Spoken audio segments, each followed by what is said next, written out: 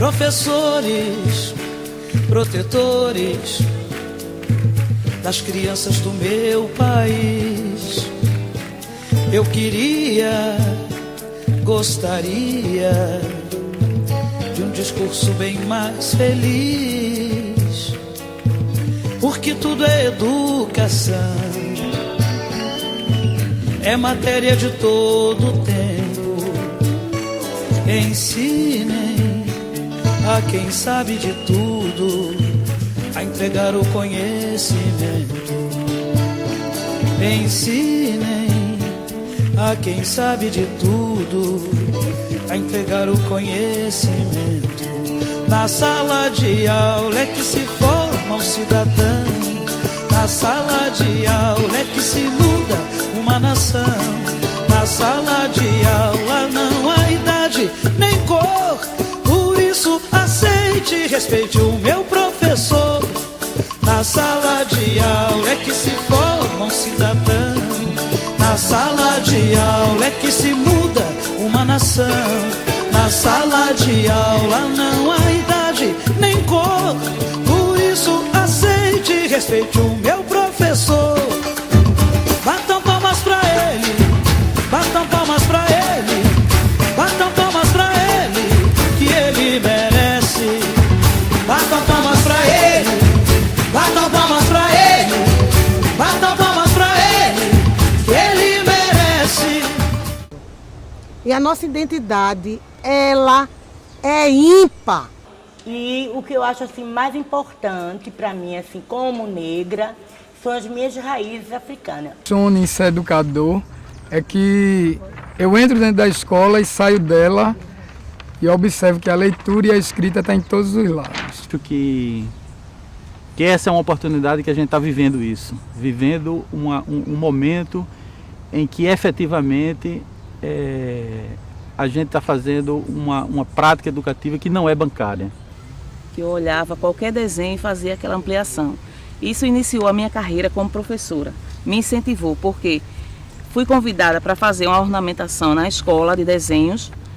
Nisso, aos 17 anos, a diretora gostou do meu desenho, me convidou para dar aula no próximo ano seguinte, iniciei e fiquei sendo professora até hoje, estou professora, né? Isso define praticamente a minha vida, resume a minha vida como professora de sala de aula, através de desenhos, que isso me incentivou bastante. Então, na minha infância, eu pegava minhas bonecas no meu quarto, colocava sentada em cima da minha cama e eu era professora.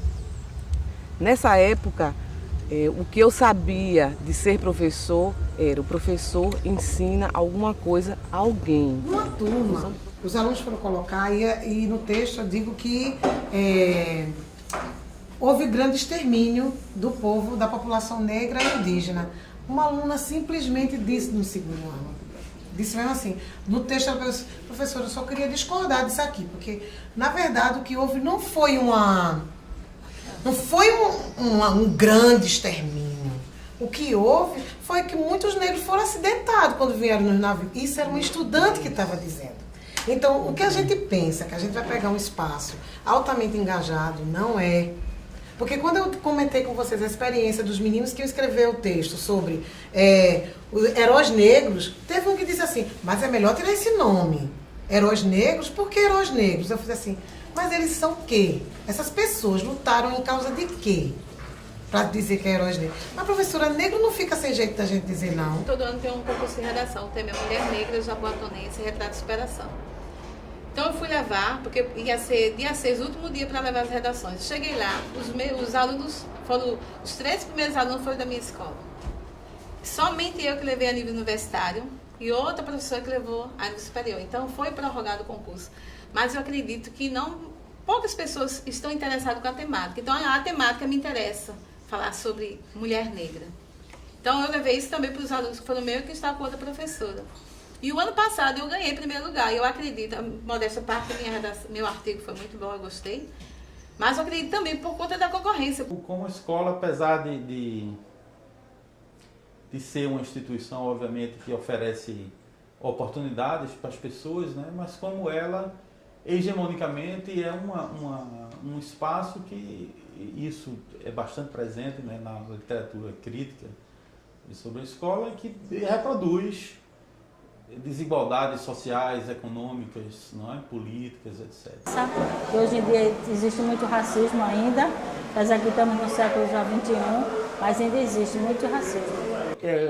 Eu tenho feito um movimento, não é, na trajetória profissional, intelectual, existencial, que eu tenho feito nos últimos tempos, de discussão com essa questão racial. Não é?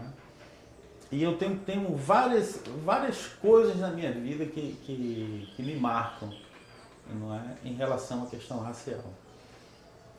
Uma desde criancinha, que eu tinha acho que uns 3 ou 4 anos, isso nunca me saiu da cabeça.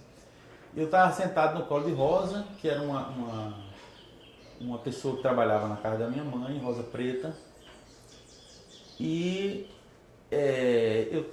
eu tenho uma imagem certinha, assim, eu tava ali no batentezinho da cozinha, no colo dela, e meus irmãos chegaram e disseram, olha, saia do colo dessa preta. Aí eu disse, mas por quê? Porque você é branca, ela é preta, tal. Minha mãe viu e disse, não é nada disso, não é? Ele fica no colo dela e tal. Mas essa coisa ficou na minha cabeça. Isso eu acho muito interessante, porque a gente sempre fala muito do perfil, não é, da negritude dos estudantes de escola pública, não é? Mas a gente nunca pensa que os professores, eles também têm esse mesmo perfil, não é? E eles muito possivelmente, no dia a dia, e aí a gente vê a quantidade de emoção que está rolando nesse curso, não é? Que eu acho que é fruto dessa maneira diferenciada de lidar com o conhecimento, quer dizer, eles estão tendo que construir uma narrativa, estão tendo que se expressar, não é verdade? E isso acho que mostra como o professor é silenciado no seu dia a dia, é calado no seu dia a dia, quando ele tem que dar conta de conteúdos, de conceitos, de coisas que exatamente não dizem respeito a ele, né? Então, assim, é muito claro para mim que a educação não pode ficar refém da ciência, não é? Você trazer a questão da produção, quer dizer, o que é que a gente tem defendido no campo da discussão sobre o currículo? É um currículo centrado no direito ao narrar. Eu não tinha cabelo duro. O pente que nos deram é que não é compatível com o nosso cabelo. Esse pente aqui é que é o nosso pente, seria o nosso pente, e não aquele pente outro de cabelos lisos, né? Então, Dona Benedita me ensina a ler aos 5 anos de idade, eu viro professor porque ela era professora e eu tive que ensinar as crianças da escola que ela era professora para não levarem reguada. E faz 35 anos que eu oficialmente faço isso, mas que faz um bocado de anos que eu faço isso porque eu comecei aos 5 de idade e eu já tenho 60. Bom, quando eu comecei a trabalhar com as crianças do ensino fundamental, foi um projeto do governo do estado chamado PROAP. Eram 50 crianças, onde a maioria negra, né? Negra, pobre, e a professora negra também. Essa relação foi muito forte. Eu lembro que eu tinha um cabelão bem, assim, black na época e fui um pouquinho discriminada, na realidade, por conta de uma gestora que não achava minhas roupas adequadas para trabalhar com criança. Ela me achava hippie, né? Negra hippie. Esse era o rótulo que ela me dava. Que me marca muito como cidadão e como pai, não é? É o fato de que minha filha mais nova, por ser negra, não é? Ela sempre foi muito preterida nos espaços escolares, não é? Então, assim, algumas vezes você tem uma manifestação mais explícita de racismo, e certamente aí eu combati, não é? E fiquei claramente do lado dela nas questões, mas essas manifestações explícitas de racismo são fichinha, não é? Na comparação com o racismo velado, não é? O fato de que, por exemplo, eu nunca fui buscar minha filha na escola, não é? Eram escolas privadas, né? Escolas de classe média, não é? Nunca fui para ver, por exemplo, ela no colo da professora, não é? Isso nunca aconteceu. Como ela também, por exemplo, sempre dançou muito bem, sempre teve ritmo, e ela nunca foi uma pessoa escolhida para dançar na frente, na hora das apresentações, etc. Essa questão de ser educador e aí perceber que essas dores, ela não pode ser uma dor que bloqueia a gente.